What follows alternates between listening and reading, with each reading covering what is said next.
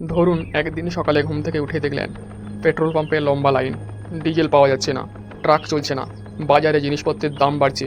প্রশ্ন হলো, এই সংকট থেকে ভারত কিভাবে বের হতে পারে? আজ আমরা জানব পেট্রোল ও ডিজেলের সংকট দূর করতে ভারত সরকারকে কী বড় বড় পদক্ষেপ নিতে হবে। এক, বিদেশি তেলের উপর নির্ভরতা কমাতে হবে। ভারত বিশ্বের অন্যতম বৃহৎ তেল আমদানিকারক দেশ।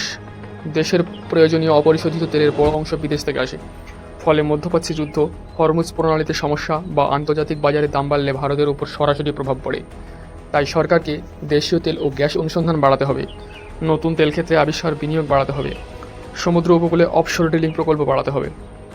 2, কৌশলগত তেল মজুত।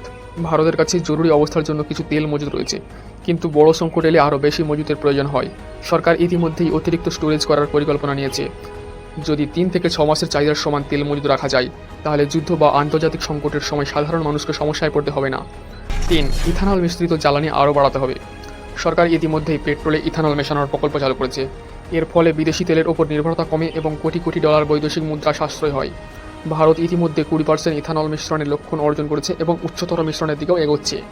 এর সুবিধা: তেলের আমদানি কমবে, কৃষকরা লাভবান হবে, পেট্রোলের ঘাটতি কমবে। 4, বায়োডিজেল ও বিকল্প জ্বালানি বাড়াতে হবে।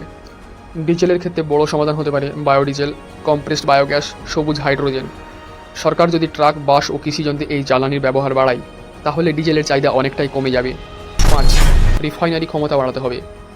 ভারত বর্তমানে বিশ্বের অন্যতম বড় তেল পরিশোধনকারী দেশ। দেশে বহু রিফাইনারি রয়েছে এবং আরও সম্প্রসারণ চলছে। যদি নতুন রিফাইনারি তৈরি হয় এবং পুরোনাগুলোর ক্ষমতা বাড়ানো হয়, তাহলে আমদানি করা অপরিশোধিত তেল দ্রুত পেট্রোল ও ডিজেল রূপান্তরিত করা সম্ভব হবে। 6, বৈদ্যুতিক যানবাহন বাড়াতে হবে। যত বেশি মানুষ ইলেকট্রিক স্কুটি, ইলেকট্রিক গাড়ি, ইলেকট্রিক বাস ব্যবহার করবে, তত কম পেট্রোল ও ডিজেলের প্রয়োজন হবে। দীর্ঘমেয়াদে এটাই ভারতের সবচেয়ে বড় সমাধানগুলোর একটি।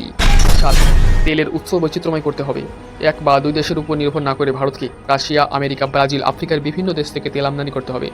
এতে কোনো একটি অঞ্চলে যুদ্ধ হলেও ভারত সরবরাহ বন্ধ হবে না। 8, মজুতদারি ও কালোবাজারি বন্ধ করতে হবে।